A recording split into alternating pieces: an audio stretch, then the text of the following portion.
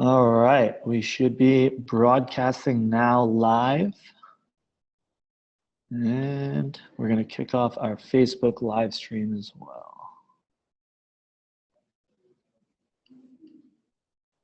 That is loading.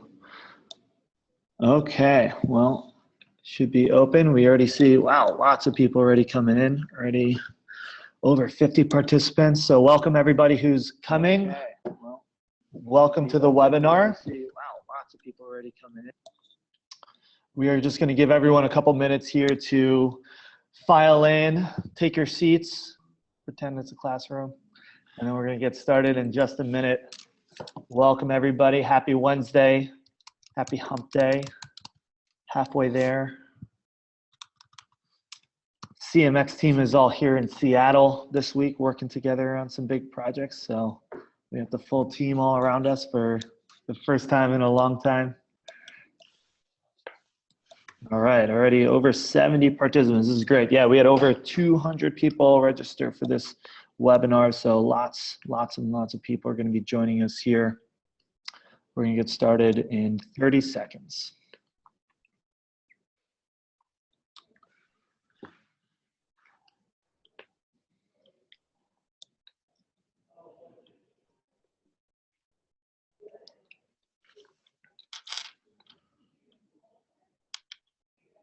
All right.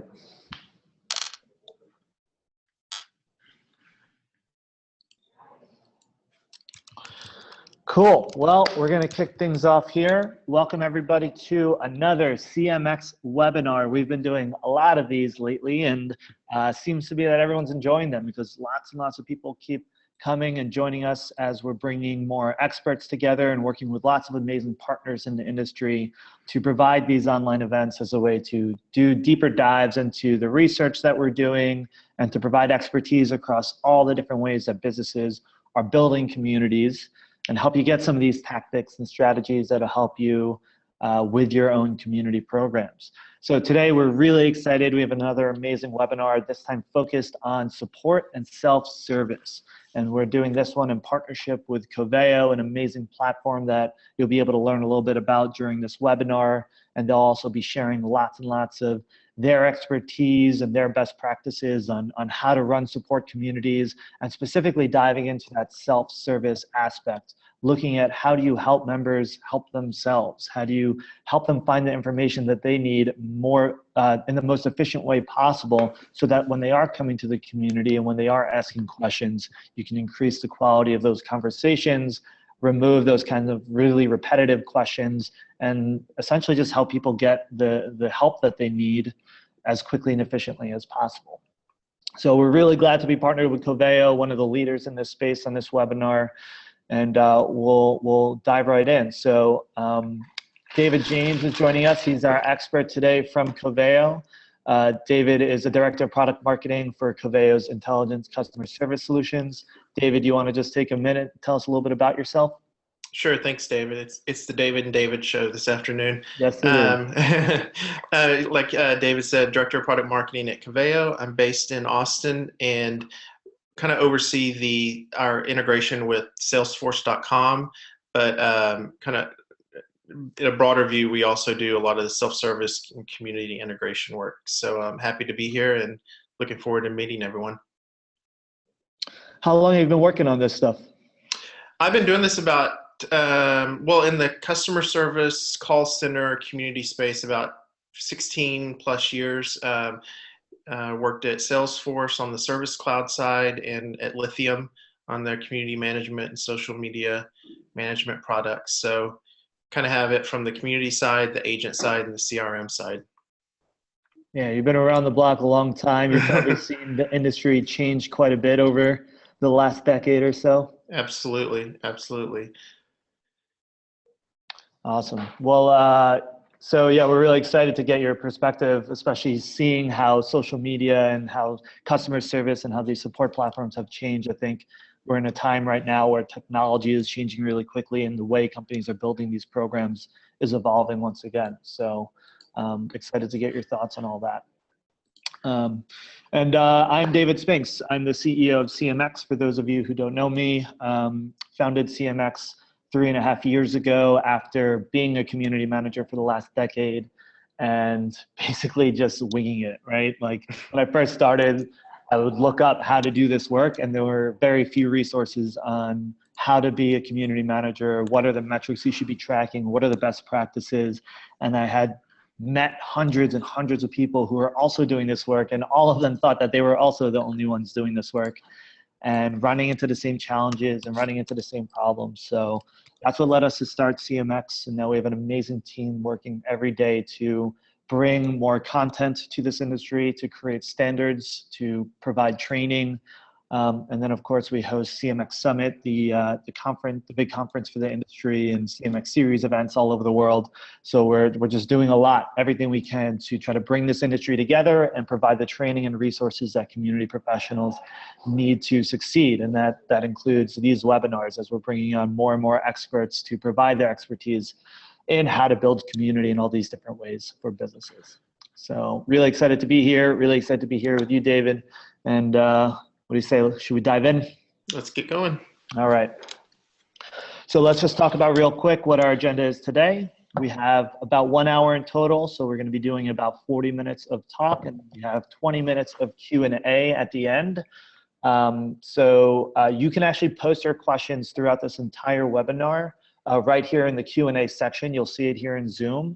So go right ahead and type in your questions, and we're going to address everything at the end. You'll be able to add questions at the end too, but the sooner you add them, the more likely it is that your question will be answered, because we always get a lot of questions and we don't always get to all of them. So make sure to add your questions live as you have them. We can also see when you actually posted the question, so it gives us context for when that question came up for you.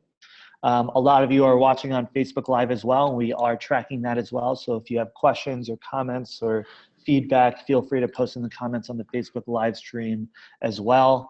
I know it's published to the CMX Hub group, so welcoming all of our amazing community members from the CMX community and everyone here in the Zoom webinar. Cool. So as far as what we're going to talk about today, first I'm going to talk a little bit about value of community and metrics of specifically around support community. So we're going to share some of the data. For those of you who have come to our previous webinars, you might have seen some of this data, but I'm going to share a few specific stats to support communities that you haven't seen before as well. Then we're going to hand it off to David to share his best practices for self-service communities. And then we're going to open it up to Q&A. All right, I see a few people are using the raise your hand feature. Just so you know, the best way to get those questions answered are to post them directly in the Q&A. But so Alessio there, good to see you here. See some familiar faces. We have close to 100 participants now in this webinar, so we're filling in. All right, let's dive in. So first, high level, community is becoming this really, really big part of business, right? We talk a lot about this at CMX. We see this massive shift. Support has been around for a long time, but we're seeing this big investment into support, not just as this tag on to businesses, but completely integrated into how businesses function, communities becoming core to the customer experience. And by 2017, Gartner actually said that 89% of marketers expect customer experience to be their primary differentiator. So in a world that's been dominated by product and price and a lot of other differentiators, marketers are actually looking at the customer experience. How are you supporting people? How are you getting them their answers quickly? Are they happy? What's the NPS score? These are the things that companies are starting to look at as their big competitive advantage. When we looked at the top 50 startups in the world, all of them that are valued at over $1 billion, over 60% of them either employ a full community team, or community collaboration is actually core to their entire business model. So this isn't something that's just part of business or being added to it. This is literally changing the fabric of how businesses function. It's the collaborative consumption movement, the crowdsourcing movement, open source movement. Businesses are becoming more decentralized, they're becoming more distributed, and it's changing the way that we think about how to create value in the business world.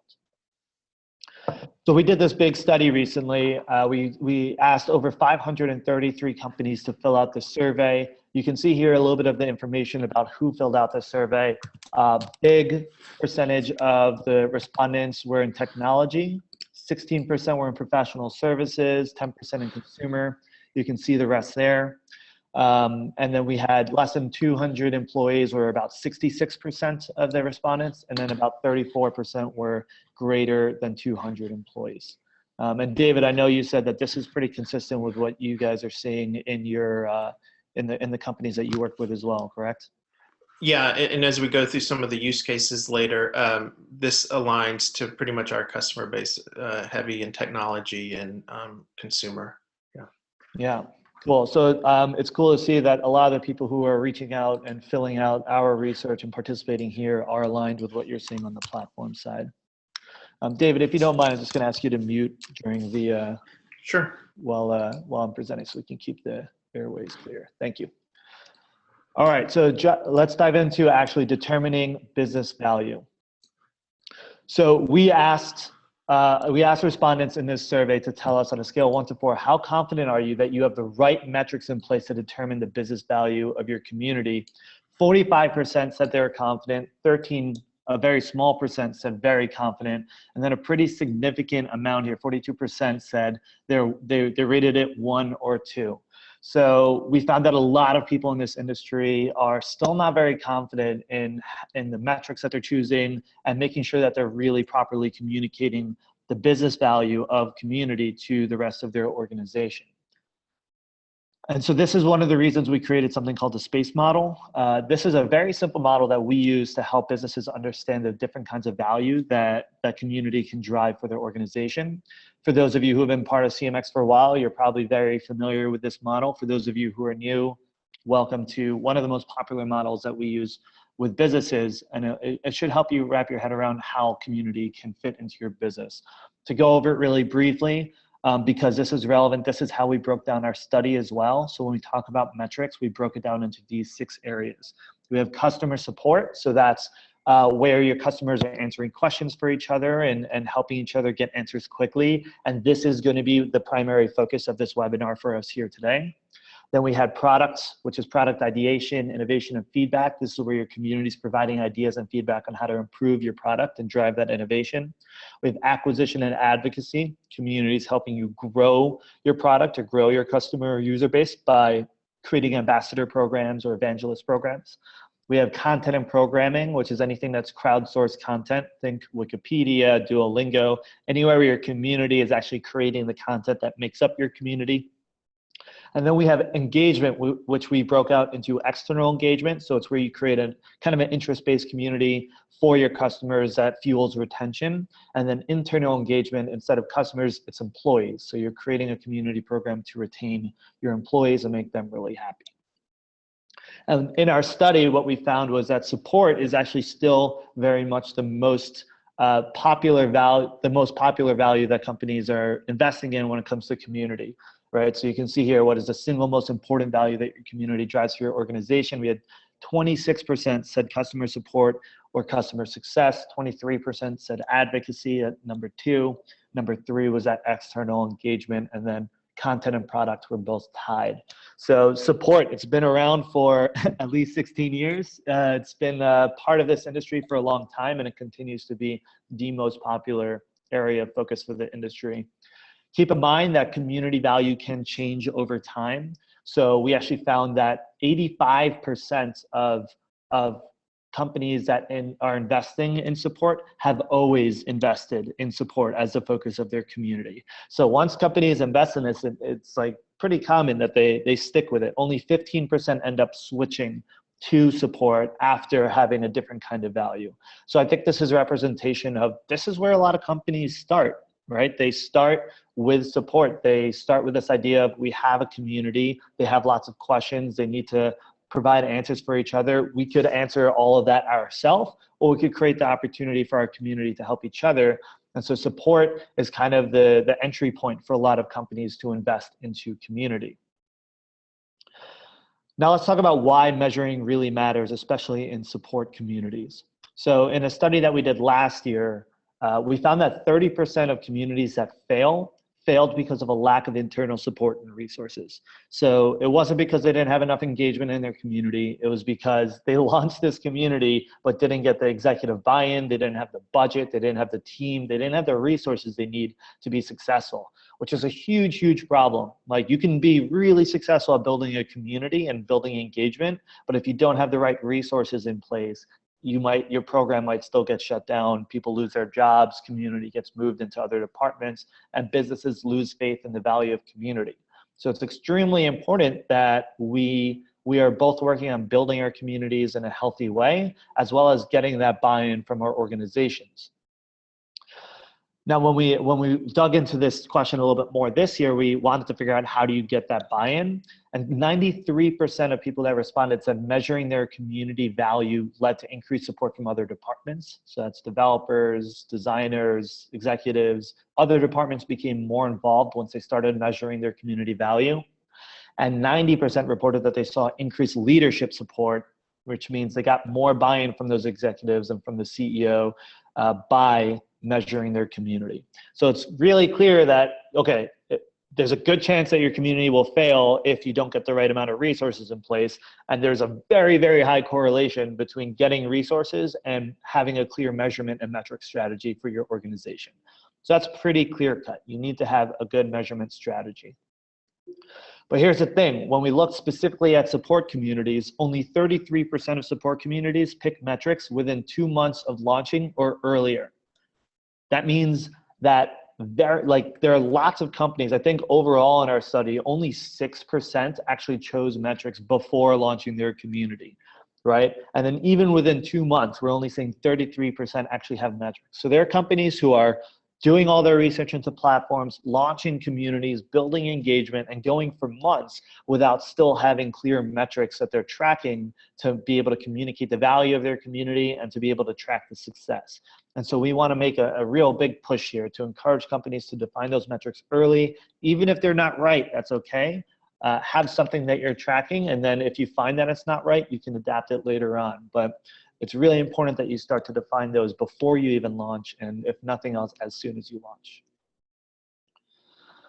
When we looked across the board at all communities, retention was the biggest metric. So it makes sense, right? A lot of companies are investing in community in order to hopefully keep their customers and their users around for a long time. If you're a member of our community, you'll be more loyal, you'll stick around. That was across all companies, and that space model, that covered everything. When we look specifically at support communities, actually retention wasn't a very common metric.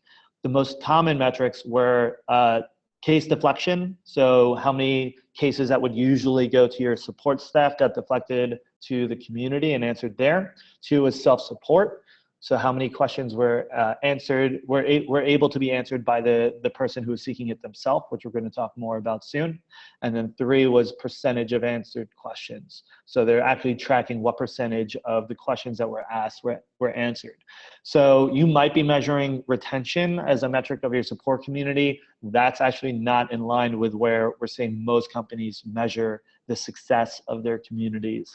And it was interesting to see case deflection and self-support here really, really common. So this is all about how do we get people answers really efficiently, and how do we make sure that we're using our resources internally really efficiently so that we're not overspending to provide support and that members are getting their answers as quickly as possible. So I'm really excited for all the tips that David will be sharing with us soon. And finally, 88% of support communities have at least one community manager, either part-time or full-time. So we know in the industry, sometimes there's a problem of businesses thinking they can launch a community and not really have someone dedicated to it. Maybe it can just be managed by the support staff, or different members of the team can jump in there and ask questions. That is not the market standard. That is not going to set you up for success. Most companies have a lot more than one. But you need to have at least one person fully owning community, fully investing in making sure your community is running well if you're going to find success. And then just one tip is to not do any of this stuff in isolation. This is a quote from Anne-Marie Dooling at RACT. She said, 3 of us sat in a room figuring out the equivalence to industry standards so we can show meaningful metrics. And what she's describing here is the process she went to with her team to define these metrics, to define what success looks like. She didn't do it in isolation. She wasn't the community manager that just came out and said, okay, this is what we're going to do and this is how we're going to measure success. She got her executives and the marketers and other members of her team involved in the process so that when they actually decided on the success metrics, everyone was bought in. So that when later on, 3 months down the line, if you're reporting quarterly or monthly, when you start reporting and you say, okay, we saw this much case deflection or this many questions were answered by self-support, everyone's already on board. They're already committed to that as a success metric. They expect it, and you're all on the same page. So it's really important that you don't do this in isolation and you get your full team involved in defining what your metrics are. All right, and with that, we're gonna move on to this next section. If you do have any questions about value or metrics, or you wanna dig into data more, make sure to post those questions in the Q&A. We're gonna address it here in the end. Next up, we're gonna talk about best practices for self-service communities. I'm gonna be flipping the slides for you here, David, so Okay. I'll hand it off to you. Awesome, thank you. And I'm watching the Q&A panel, and we have some really good questions. So I will try to definitely leave time at the end that we can go through some of these because I'm seeing some really good ones. And hopefully we'll cover some of these too. So real quick, just to get this out of the way, who is Coveo? If you may or may not have heard of us, we're a leader in what Gartner calls the Insights Engines Magic Quadrant, and we've been doing this for 15 plus years. And as you'll see, I think the beauty of community and self-service is that it's really agnostic of industry. It really applies to any industry, any size, and you'll start to see this. Some of these use cases is that we have a very interesting, diverse mix of how self-service and communities kind of show itself. So, and part of that is our customer base of over 1,500 really runs the gamut from small to large to very well-known brands. And we have a pretty big SI partner community that helps fuel that growth. So if we go to the next slide, you can see these are some of the customers that use Coveo every day in their communities and their self-service pages, partner communities. So if some of you are on the call, welcome. And but again, I think the beauty of this is the value of a good self-service community applies really regardless of industry. Next slide. So before we launch into actually the best practices, I wanted to kind of level set about when we talk about community self-service and the promise of or the vision of community and self-service. And really that is about getting better experiences for your customers so they can find the information that they need wherever it resides. And that's key, wherever it resides on their own. And then if they need to, they can do more engagement. But the reason we've seen community and self-service take off so much is, the research backs up that this is a preferred channel. It should be no shock that today's consumers want to self-serve on their own before they go to an assisted channel. So if you'll see the left-hand side, that data points to that. It's dramatically more cost-effective. So if you're trying to drive down support costs, web self-service and community is by far the cheapest way to go. And if you look at the last column from a retention standpoint, keeping employees, employees want to work on challenging work. They want to work on stuff that's pushing the boundaries, pushing their career. So if you can kind of get more routine questions answered in the community or on your self-service portal, the more that's going to free up your employees to work on more challenging work. And so we've seen that translate into better retention of employees when they have a really good, strong community and self-service site set up. So next page. But kind of the downside of all this is, even though there's this groundswell of people wanting to adopt web self-service and have readily adopted it, the sad thing is that it's actually one of the lowest CSAT scores of any of the support channels. You could argue that it's one of the newer channels. So, it hasn't been around obviously as long as phone, email, and even chat. So we haven't perfected it as much as we have some of these more traditional channels. But I think as we go through some of these best practices, we'll start to see reasons why maybe self-service has kind of fallen below some of the more traditional channels, and we'll pinpoint some of those reasons. So when we talk about intelligent customer self-service in the confines of maybe a community, we can kind of look at it across three different kind of, I guess, axes. One is just clear-cut answers. I am looking for how to do this, and I get that result. It's kind of a one-to-one match. A little bit more mature model is suggestions. So saying, people have started looking at this, we suggest this relevant content as well. And then we'll start talking about kind of the AI revolution and machine learning coming into play. And then that gets us into more of the third level, which is recommendations. And that's starting to say, we have looked at hundreds of thousands of other people like you doing a similar action, and we're going to recommend the best content based on the success of these other people. So you kind of start to, it's almost like a more mature level of answers and suggestions. And you can slowly work up that curve, but really recommendations is kind of the pinnacle of where you want to get at, and we'll see how to do that going forward. And these are just, if all these things are done right, these are kind of the metrics that you would define whether your community and self-service strategy is working. And David alluded to some of these, but obviously engagement. You want people engaged in the community and on your self-service sites, because engagement leads to registrations, it leads to repeat visits, it leads to more content over time. So it's just kind of a self-fulfilling metric that you need to have.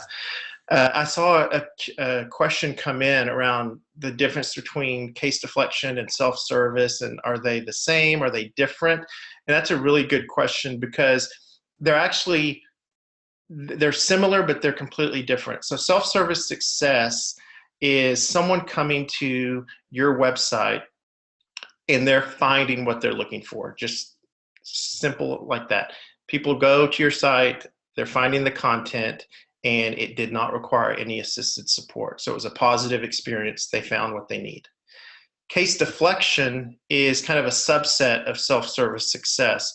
And this is someone who's going to your website, they can't find what they need, so they start the flow in the process of creating a case. So they're saying, this question was not helpful, I'm going to log a case. And in the process of logging a case, you're trying to proactively provide content in that context. And so you're deflecting the case. So they end up clicking out of that because they've seen maybe in a side panel, you're showing relevant content as they're typing in their information to submit a case. And that's how we measure case deflection. I've heard case deflection measured a lot of different ways. I've heard of some companies that measure case deflection by, I went in and I actually submitted a case, and then maybe 20 minutes later, I actually found what I was looking for, and then I went back and deleted my case. Well, that is case deflection. I wouldn't say that's a best practice of case deflection, because it's you're putting the onus on the user to kind of self-deselect. So we look at case deflection as going in the process of your normal case creation workflow, you're able to stop that case from being created. And then if you're doing all three of these right, CSAT, NPS, and customer effort score are going to rise. Well, customer effort score, you don't want the customer effort to be high, but those are kind of the three metrics that you're looking at if all three of those other ones are done well. So the best practices, we kind of boiled them into 6 themes: content, search, recommendations, machine learning, personalization, and behavioral data. So we'll look at each one of these, and these are kind of 6 that we found. We probably could have done 10 or 15, but these are kind of the 6 that we see a lot with our customers. If they've kind of mastered these 6 themes, they're on a good track to having a really solid community and self-service strategy. So the first one that we found is the best practice is make content readily available. And by that, we mean, if you're familiar with the golf term, play it where it lays, meaning use the content where it exists. So a lot of companies will try to spend time and effort and resources to get all the content in all the different repositories, maybe into one central repository, and then they'll start to index that content. The problem with that is what we've seen with the emergence of so many, cloud-based offerings. All these different departments are spinning up these repositories left and right, and it's impossible to think that you're going to have all the content in one single repository. So by having a single index, like with Coveo, you can keep the content where it lies. So whether it's in Lithium, Salesforce, Dropbox, wherever, and you can index all that content into one search, and we'll see how that plays out. But really, what it does is you stop taking all of your time and effort into getting that content into one repository, and you just free up everyone to just work on creating content and let that content sit, in the system of record where they want it. And we have an example of someone who does it well. So Ellucian, they provide software for the higher education markets. So this is a screenshot of their community, and someone went in and looked for transcript printing. They're actually indexing dozens of actual repositories. So they're pulling from discussion threads, FAQs, technical documentation, and they're surfacing all that into one search result. So they're not asking the user to go out and say, oh, you need to go look in the FAQ page. Oh, you need to go look in the community page. Oh, you need to go look on Ellucian.com. They're just saying, go to this one page, search for it, and we'll bring it all to you on this one page. And that really is what drives a customer effort score or a CSAT, because you're having a good experience with that brand. So let's move on to the second one. And this kind of leads into, best practice number 2 is to make search prominent and pervasive. So we've all been kind of spoiled by the good consumer experiences that we have with Amazon and Netflix and Pinterest, to where that whole interaction starts with search, and we get a really good relevant experience, and we come into the enterprise side of the house, business side, and it's a completely different experience. Well, we think that you should have an experience that mirrors what people are experiencing on the consumer side. So you want to put the search box front and center. Make it like the consumer experiences, and really don't make it an afterthought. And this is especially important when you're talking about mobile, because people are not going to look and hunt around on mobile devices for how to search. So when you go to a search page on a mobile site, especially, it has to be like front and center. And if we go to the next page, we'll see, a customer, Logitech, who features it front and center on their community forum for consumer products. They're pretty much saying, we have confidence that we're going to have content for you, so search away. They're not hiding it in like the upper right hand corner or at the bottom of the page. It's front and center when they go there.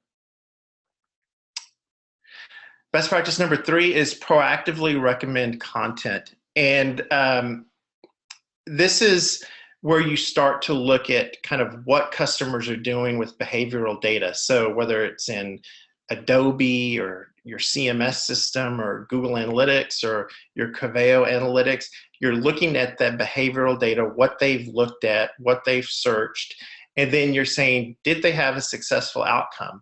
Because when you start to recommend content, you don't want to recommend content that was based on a bad experience. So if someone came in and searched on your site for how to get a refund, and they can't find that content, and they go and create a case, that is considered an unsuccessful experience. That's considered a bad experience. So you would not want to recommend that content the next time. That's considered, that's a big X. So you want to take the behavioral data plus the successful outcomes that other people have had, and then start to make those recommendations. And that's when you we'll start talking about it in a minute, but that's where kind of machine learning gets brought into play. And if you go to the next slide, so this is how Salesforce is doing it, customer, is they're actually, they're going to their community, you type in collaborative forecasting, well, two things are happening.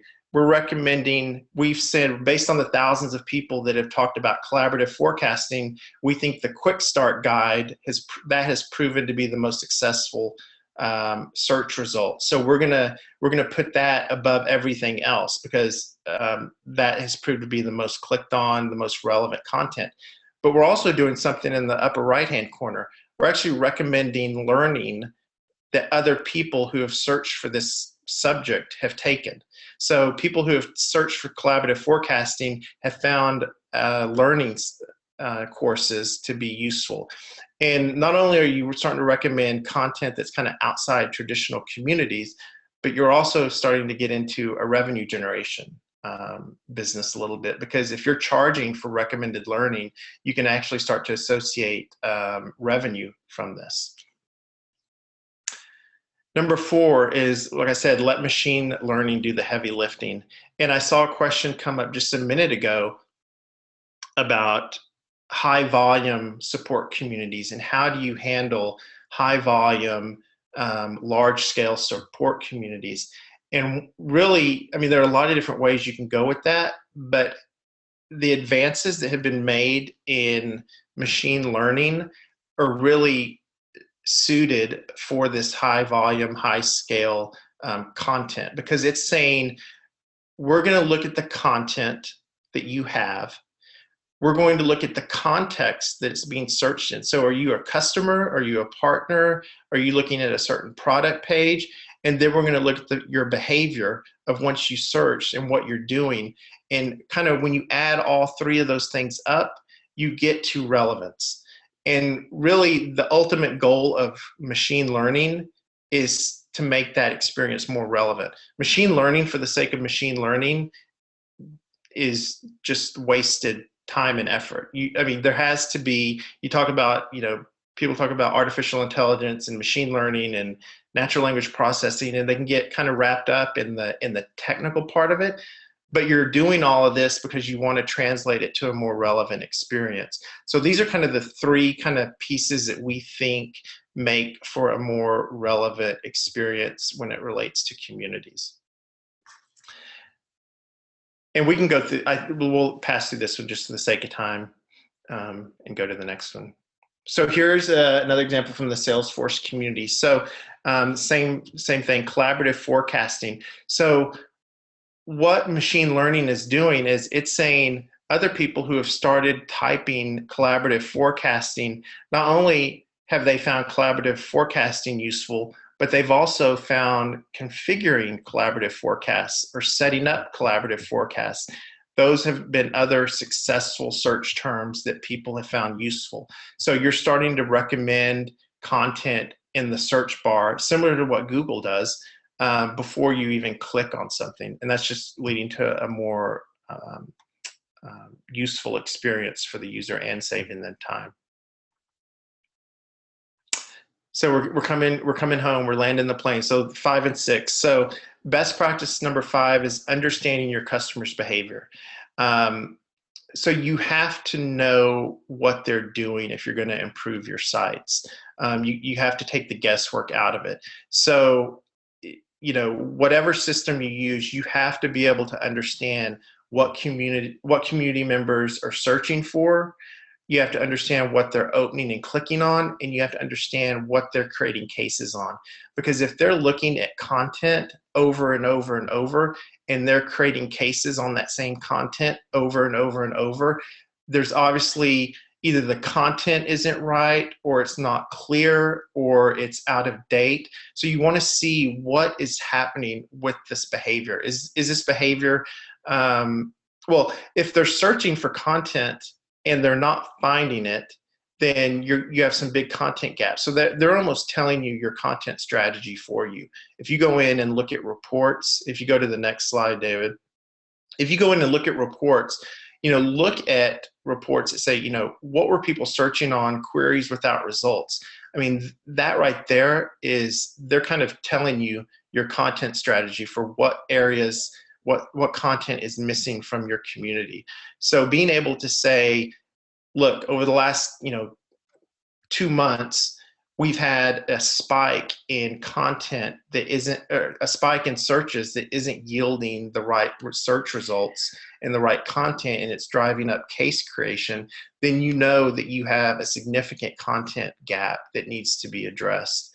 And again, they're kind of telling you your content strategy for you without having to guess. And then the last one is, especially from in the marketing world, we hear about personalizing the experience. And I think a lot of people, it can mean different things to different people. Personalizing the experience from a support and customer service world to us means, so if you look at this Adobe page here, on the left-hand side, this is someone who goes to the Adobe community and they're searching crop. Well, Adobe has tons of products across their Creative Cloud. So crop could mean different things to different people, whether you're using Acrobat, Photoshop, Illustrator, whatever.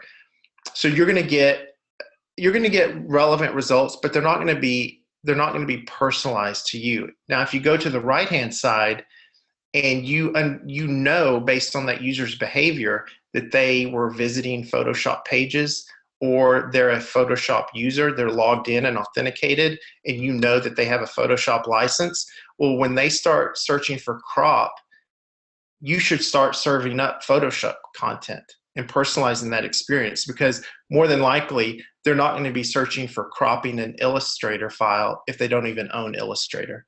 So you're starting to take what's known about that customer and personalizing the experience based on known attributes.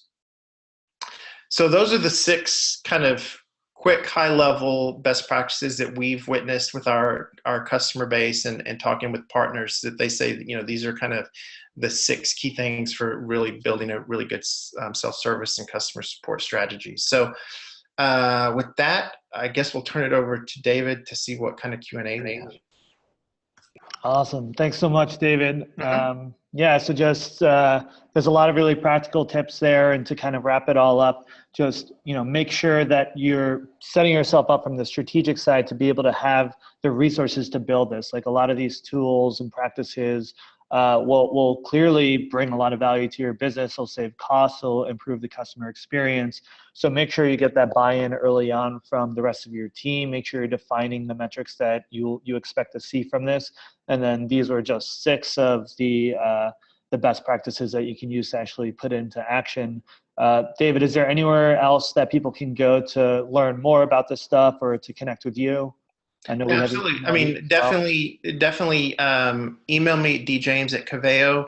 I am on Twitter at Bevo14, so BEVO, B as in boy, E Victor O14. Or you can go to Coveo and look at our blog. We probably do 3 or 4 or 5 blog posts a week with really good content and best practices. So check out the blog as well. Awesome. And yeah, from the CMX side, you can join the CMX group on Facebook. Just search for CMX Hub if you're not already in there. And then, of course, you can find us at cmxhub.com and check out the conference at cmxhub.com/summit. Lots and lots of content from Coveo and from CMX that you can spend weeks digging into all this stuff much deeper. But hopefully this gave you all a really good overview. And now I'm going to call on Carrie Jones, who's in the back here, making sure everything's working smoothly. And she's going to help us find some of these, work through some of these questions that you guys have been submitting. Yeah, there are so many good questions and some clarifying questions as well about some of what we talked about. One of the big things people are asking about in the Q&A section and in the chat right now is about case deflection. This has been a hot topic in our community. Like, what is case deflection? Is that actually something you can measure? So David from Adobe asked a follow-up question about case deflection. He said, obviously answering the original post is viewed as a single deflection in a support community.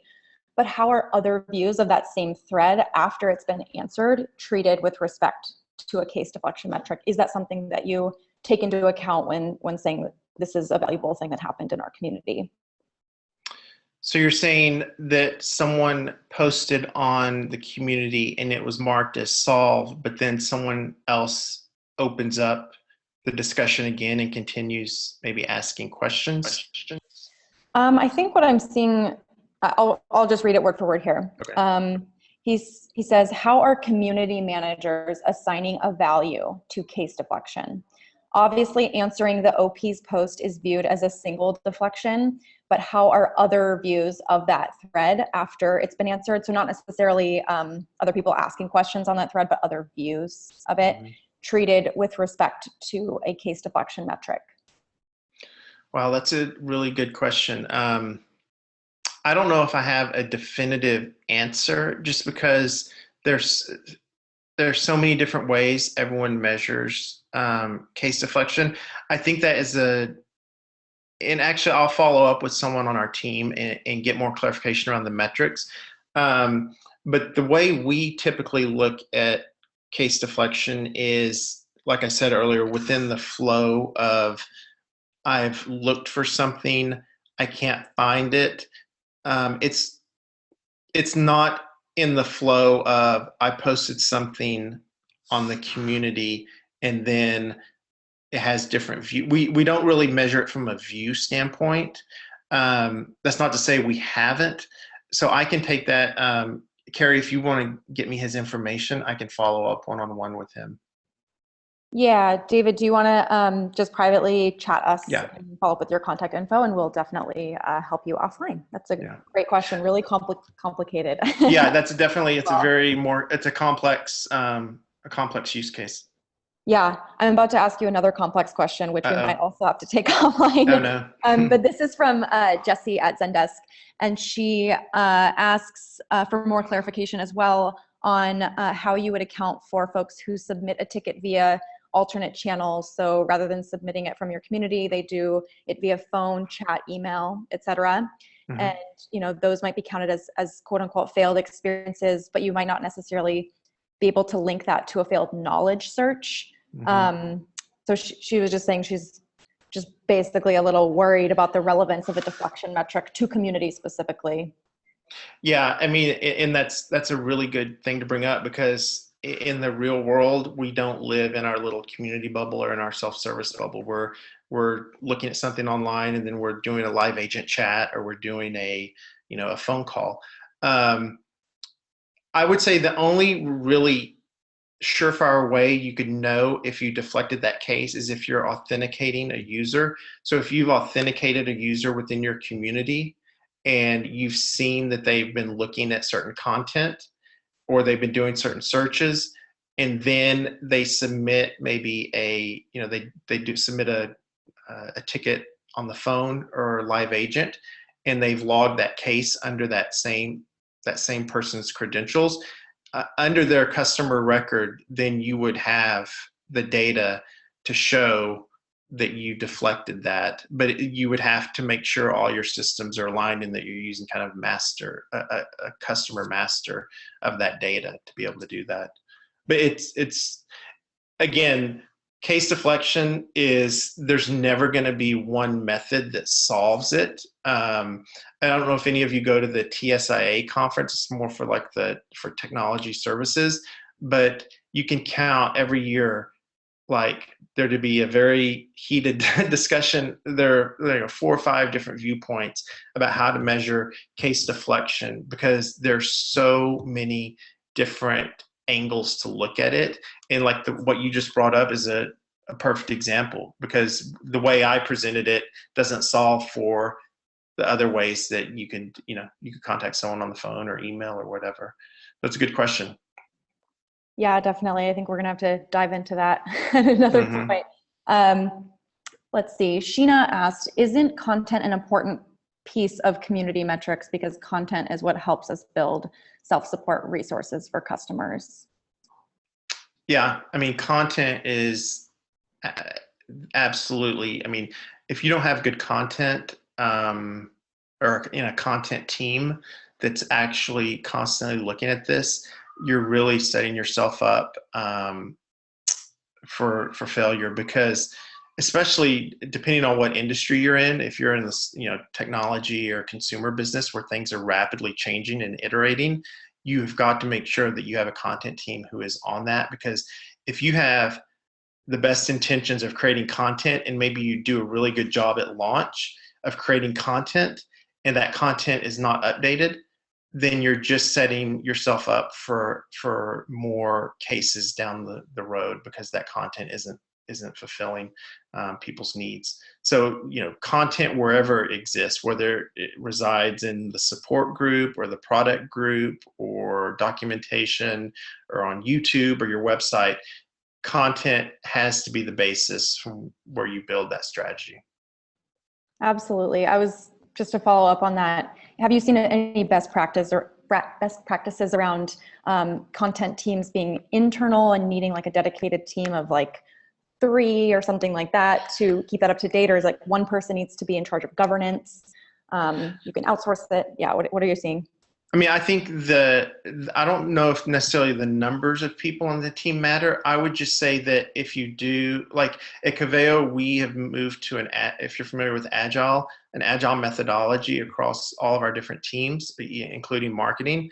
But having representatives from each department, I think, is key. Not necessarily having a lot of different people, but having people represent, maybe the contact center, one group representing services, one group representing support, one group representing marketing, one group representing the web team. And they may not all have direct responsibility, but they are at least in the room, whether you're meeting once a week or once a month or whatever. But everyone needs to have a seat to know how that content is being produced, so that everyone feels like they have a vested interest in it. Yeah, excellent. I'll give this one to you, David Spinks. Kenza asks, since we are talking about creating content and tools to reach community self-support, why are we still employing the term community management instead of community development? It's like a big picture kind of a question. Yeah, I mean, there's a lot of people who feel that community management is a misnomer, that you're not managing. Some people prefer community architects, community development, community organizer. The reality is, in the community space, semantics is important, and it's still being defined. There's a lot of different opinions. Obviously, even community management has a range of definitions. There's community management on a local level. There's still a lot of companies that think community management is just managing social media and a Twitter account. So I would say, if you believe that it should be community development rather than community management, and you believe that that truly gets to the core of what you're focused on and the value you're creating for your customers and for the business, then use that. Like, set the example that you think should be used, and maybe other companies will start following suit as well. Yeah, absolutely. Very cool. Another big picture question here that I will follow up with is from Christian on Facebook Live. He says, my question is about the future of community as a department. At the moment, especially in countries outside of the US, community is widely seen as a non-essential department. The job market tends to only offer middle management roles. Only more digitally advanced companies only more digitally advanced companies are having community as its own department. How do you see the future of community, especially in terms of it being seen as a more essential department within big companies? Should I take that one? Yeah, it's that is a big question as well. That is also something that is brought up a lot in this industry, is where does community live? Now here's the thing. Community, in some ways, you can almost look at as a method of connection and communication. And if you look at other methods of connection and communication, you have the phone, you have email, you have social platforms, and like none of those have their own departments. They're tools that are used by different departments. So salespeople use email in one way, support uses email in another, marketing uses email in another way. It's the same tool, it's just being used for different purposes. Now, community can be looked at in a similar way. It's a way of connecting people, it's a way of communicating, and support might use it to connect people to answer questions for each other. And in that case, it should probably live under the support and customer experience area.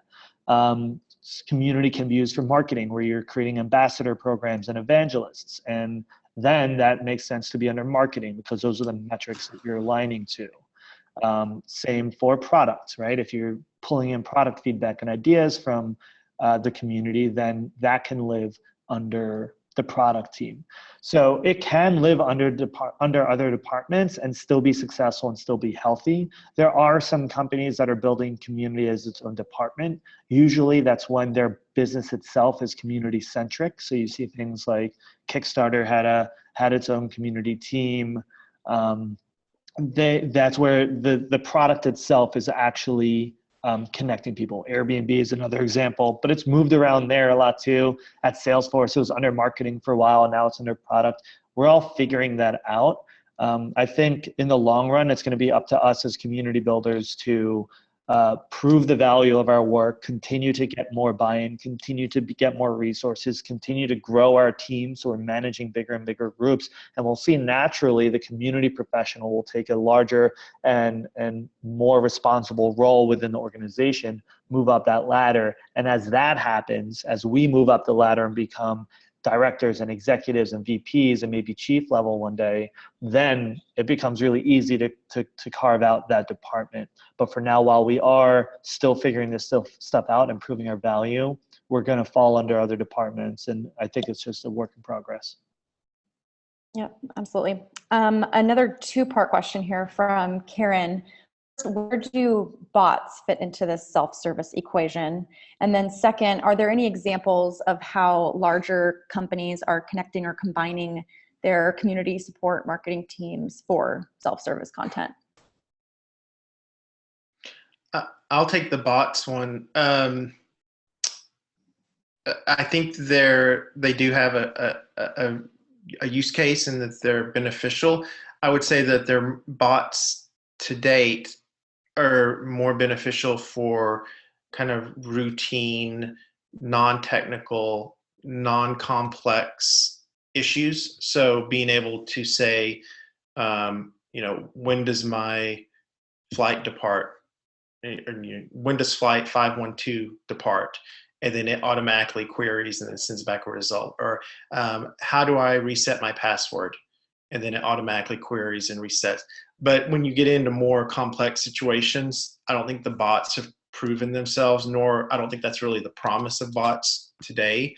I think they help deflect cases, so you're not having to create a case and you're not having to call the agent or do live assist.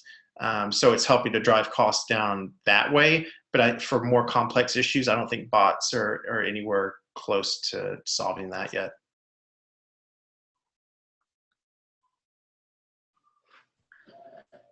What was the second? There was a second part too. Yeah. So just maybe like one example of how a larger company is connecting their various teams in order to create this self-service content. I'm not sure I completely, David, you want to take a step? I'm not sure I completely understand the question. I believe the question is kind of like if there's a lot of different people who can be answering questions and being involved in creating this content that will drive this self-service program. Mm-hmm. Do you have any examples of companies that are doing a good job of bringing in marketing and support and different teams in order to contribute? Well, I've seen it. I've seen the concept of kind of experts and this kind of notion of swarming. And it kind of goes back to the previous question we had, but I think wherever community resides within the organization, making sure that other departments feel like they have a vested interest in that community's success is really important. So making sure, you know, your product team is in there contributing regularly, that you know, your R&D team is in there contributing regularly, that they're doing guest posts, they're doing guest blog posts, that they're a familiar face that's in there lending additional credibility beyond just the core community managers. Because I think the more kind of those people permeate throughout the community and not just, you know, one kind of department, the more valuable it will appear from the outside as well. Cool. I just want to be conscious of time. Yeah, we're just out of time now, so we're going to need to wrap up. But if you have further questions, we have our contact information here on the slide. So definitely send us your questions if they're still burning in your mind after this webinar. Awesome. Well, thanks so much, David. Again, this was awesome. Really grateful for all the wisdom and for taking the time today. Thank you. I really enjoyed it. Thanks to everyone on the community for all the great questions. Awesome. Well, thanks everybody. Thanks to You should stop broadcasting on Facebook now. Oh, that happens too. Bye, Facebook.